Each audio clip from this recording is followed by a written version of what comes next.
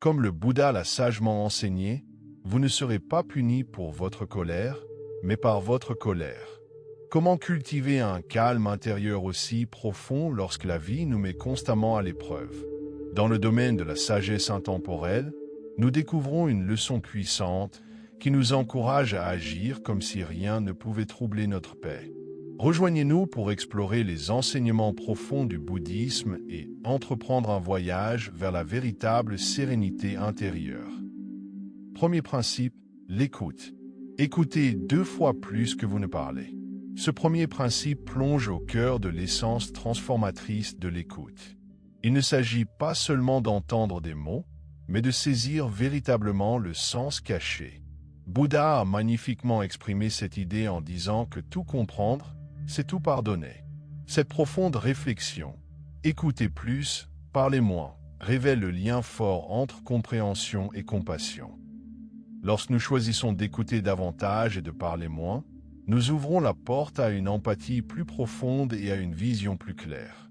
Il s'agit de s'engager dans le monde en pleine conscience, plutôt que de simplement absorber les sons. Ce faisant, nous créons un espace pour nous connecter aux émotions, aux pensées et aux expériences des autres.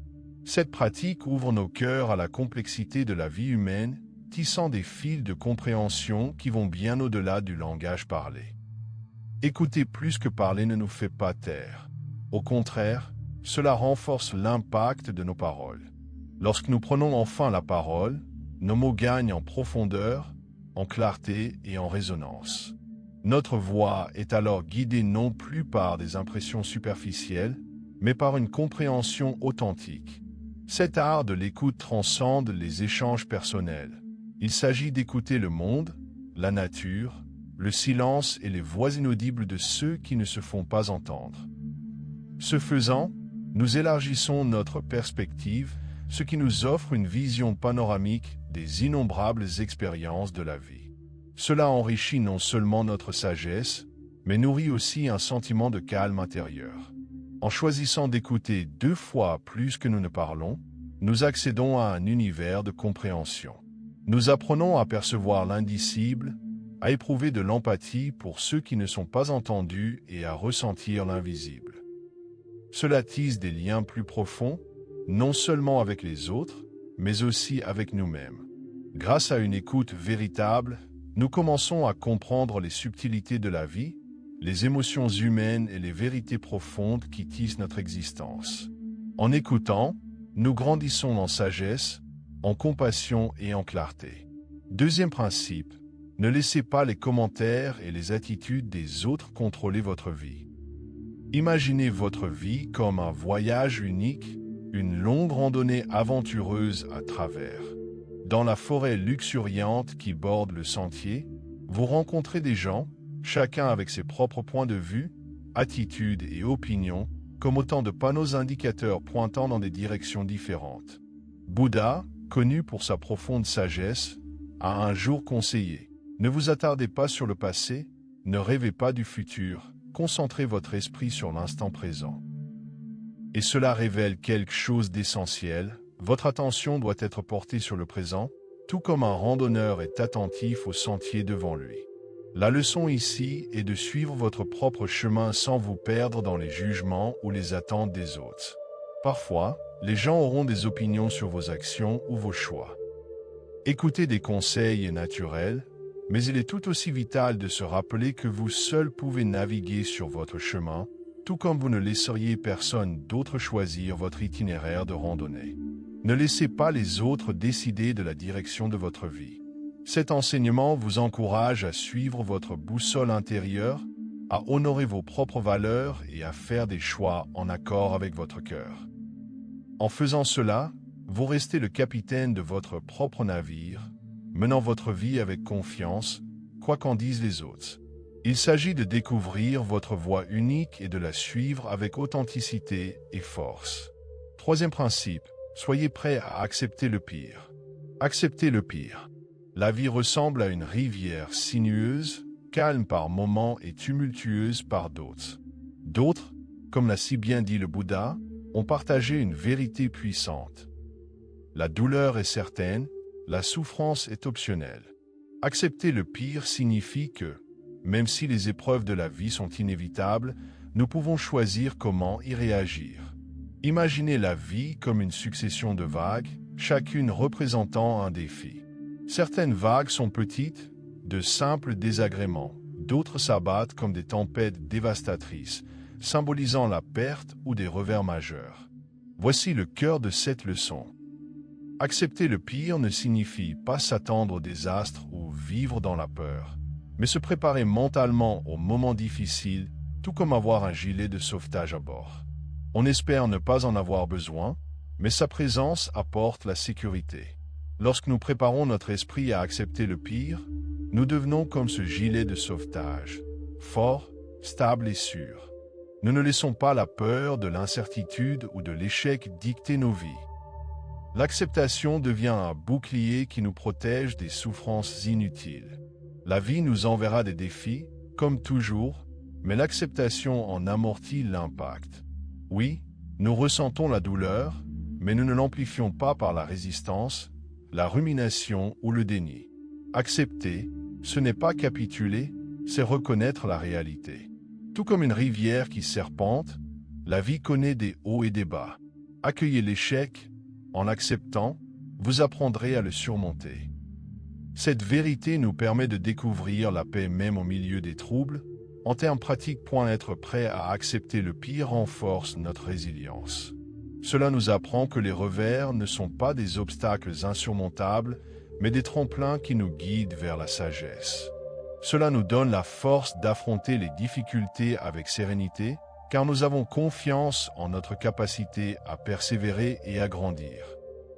En cultivant l'acceptation, nous découvrons notre force intérieure et la profonde capacité de surmonter l'adversité. Quatrième principe, ne craignez pas l'échec, car c'est le seul chemin à suivre. Bouddha, le grand guide spirituel, a dit « Chaque matin, nous renaissons. Ce que nous faisons aujourd'hui est ce qui compte le plus. » Ces mots nous rappellent que chaque lever de soleil apporte un renouveau, une chance de grandir, d'apprendre et de recommencer. Cet enseignement nous invite à considérer l'échec non comme quelque chose d'effrayant, mais comme une étape nécessaire du cheminement vers la meilleure version de nous-mêmes. Imaginez la vie comme un escalier, chaque marche représentant un jour. Certaines marches sont lisses, d'autres inégales ou difficiles. Lorsque nous trébuchons ou tombons, c'est comme faire un faux pas dans une de ces marches. Mais voici la beauté. Chaque chute est une invitation à se relever plus fort. Pensez à l'apprentissage de la marche. Vous n'abandonnez pas après la première chute, vous vous relevez. Et chaque tentative apporte plus de confiance et d'équilibre. Il en va de même dans la vie, les erreurs et les échecs sont notre façon d'apprendre, de nous améliorer et d'évoluer. Chaque erreur est un enseignant qui nous indique ce qui nécessite notre attention. C'est une leçon de force et de compréhension, tout comme un sculpteur façonne un chef-d'œuvre en enlevant l'excédent de pierre. Nos échecs nous transforment en individus plus sages et plus forts. Alors n'hésitez pas à prendre des risques, à explorer de nouvelles voies et à accepter que l'échec soit une étape naturelle de la croissance. Accueillez vos erreurs car elles portent en elles les germes de votre transformation.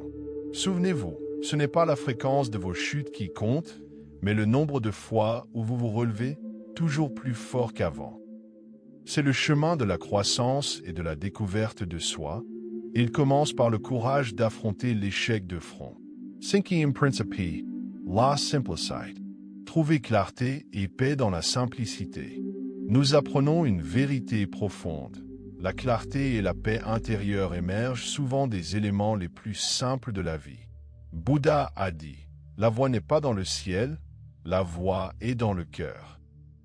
Cet enseignement nous invite à simplifier nos vies pour nous concentrer sur ce qui compte vraiment, en éliminant les distractions et les complications inutiles. Imaginez votre vie comme un jardin luxuriant. Dans ce jardin, de nombreuses fleurs s'épanouissent, mais toutes ne méritent pas votre attention constante. Certaines apportent joie et réconfort, tandis que d'autres vous épuisent. La simplicité, c'est prendre soin des fleurs qui élèvent votre esprit. Se libérer de ce qui nous pèse, C'est comme désencombrer une pièce. Une fois le superflu éliminé, l'espace s'ouvre pour que ce qui compte vraiment puisse rayonner. De la même manière, simplifier sa vie permet de prioriser son bien-être, ses relations et ses valeurs. Vivre simplement ne signifie pas se contenter de moins ou manquer d'ambition, mais plutôt reconnaître ce qui correspond aux véritables aspirations de son cœur. Cela signifie renoncer à la course effrénée vers toujours plus et trouver l'épanouissement dans ce qui nous entoure déjà. Pensez à la beauté paisible d'une nuit étoilée. Elle paraît vaste et complexe, pourtant sa véritable beauté réside dans sa simplicité. Chaque étoile brille clairement et le calme de la nuit apporte la paix. De même, lorsque nous nous débarrassons du superflu dans nos vies, nous découvrons la clarté et le calme cachés au fond de notre cœur. Alors, tout au long de votre vie, souvenez-vous du pouvoir de la simplicité. Accueillez ce qui vous apporte de la joie et libérez-vous de ce qui alourdit votre chemin. Dans la simplicité, vous trouverez l'essence d'une vie harmonieuse et pleine de sens. 6e principe, pratiquez l'humilité. Bouddha a partagé une profonde sagesse. Un homme n'est pas dit sage parce qu'il parle sans cesse, mais s'il est paisible, aimant et courageux, alors il l'est véritablement. Appelé sage, cet enseignement nous révèle la véritable valeur de l'humilité. Être humble ne signifie pas ignorer ses forces ni nier ses réussites. Cela signifie reconnaître que la véritable sagesse s'exprime par des actions paisibles, la compassion et le courage. Imaginez une personne véritablement sage. Elle ne se définit pas par des paroles fortes ou des explications incessantes, mais par le calme qu'elle dégage, l'amour qu'elle partage et l'intrépidité avec laquelle elle traverse la vie. L'humilité lui permet de voir au-delà de son ego et de comprendre le lien qui unit tous les êtres. L'humilité nous invite à écouter, à apprendre et à nous défaire de l'orgueil. Elle dissout les barrières qui empêchent une compréhension authentique et crée un espace propice à l'épanouissement de l'empathie. Lorsque nous incarnons l'humilité, nous devenons non seulement plus sages, mais aussi une source de réconfort, d'inspiration et de guide pour ceux qui nous entourent. Souvenons-nous que la sagesse ne se mesure pas à la quantité de paroles que nous prononçons, mais à la profondeur de notre humilité. Par l'humilité, nous comprenons le monde plus clairement et partageons la compassion avec tous les êtres. Principe 7. Soyez conscients des dangers de la fortune. Bouddha a sagement enseigné que le contentement est le plus grand don, la santé le plus grand des dons, le contentement la plus grande richesse et la fidélité la meilleure des relations. Ces paroles nous encouragent à rechercher l'épanouissement au-delà du succès matériel dans notre quête de. La richesse et le confort nous font souvent oublier que les biens matériels sont temporaires. Les voitures, les maisons, le luxe, tout cela est éphémère, changeant et voué à disparaître. S'ils peuvent apporter un bonheur passager, ils ne doivent pas dominer nos vies. La véritable richesse, comme nous le rappelle Bouddha, réside dans le contentement, dans l'appréciation de ce que nous possédons déjà. Le contentement, c'est trouver la paix dans l'instant présent, savourer les simples bienfaits du quotidien. Une conversation chaleureuse, un repas partagé, une douce promenade dans la nature. C'est dans ces moments que nous découvrons la véritable richesse, les relations. Bouddha nous rappelle aussi que nos trésors les plus précieux sont les relations que nous tissons. La fidélité, l'amour et les liens authentiques procurent un sentiment d'appartenance et une joie bien plus grand que les possessions matérielles. Ainsi, tout au long de votre chemin de vie, veillez à ne pas vous attacher excessivement à la richesse ou aux possessions. Prenez soin de votre santé, cultivez le contentement et honorez les relations qui comptent le plus. Ce faisant, vous cultivez une richesse plus profonde et plus durable, source de joie durable et de paix intérieure. Ces enseignements et la sagesse intemporelle des paroles de Bouddha sont comme une puissante boussole qui nous guide à travers les épreuves de la vie. Ils offrent non seulement une direction, mais aussi une profonde compréhension de la manière de vivre en paix et avec un but. Nous espérons que ce voyage à travers ces leçons ancestrales aura éclairé le chemin vers une vie plus consciente. Que votre existence soit pleine et épanouissante au fil des jours. Que ces enseignements vous inspirent et vous fortifient. N'oubliez pas que les leçons présentées ici ne sont pas de simples idées, mais des outils pratiques pour la vie de tous les jours. En les intégrant, vous découvrirez la sérénité, la clarté et une connexion plus profonde avec vous-même et le monde. À bientôt. Merci de nous avoir accompagnés dans ce voyage inspirant. Que vos jours soient emplis de bienveillance, de clarté et de la profonde sagesse du Bouddha. Si vous avez apprécié notre vidéo, abonnez-vous et activez les notifications. Merci de votre attention.